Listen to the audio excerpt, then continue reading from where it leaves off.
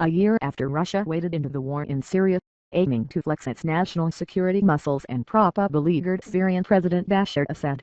Moscow appears no closer to one of its military goals, getting the U.S. to cooperate in the skies or on the ground in the civil war, and prospects for a diplomatic resolution seem dim. The year-long offensive of airstrikes and ground combat in Syria, however, has showcased some of Moscow's newer military capabilities and underscored President Vladimir Putin's willingness to go to war to protect an ally, particularly one that hosts a critical Russian base on the Mediterranean Sea.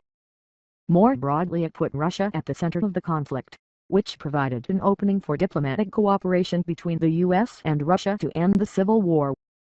But it also further complicated the U.S.-led campaign to wipe out Islamic State militants who created or found safe haven amid the chaos. The diplomacy was collapsing this week, with the U.S. threatening to end all Syria-related cooperation unless the bombardment of Aleppo stopped, and Russia responding that the U.S. was encouraging extremist attacks on Russian assets.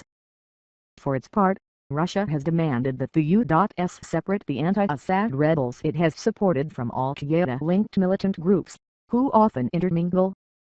But the U.S. has been unable to do so, and instead has said it remains focused on defeating the Islamic State in Syria.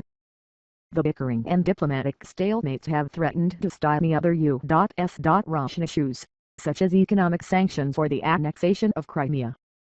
As members of the Senate Foreign Relations Committee on Thursday demanded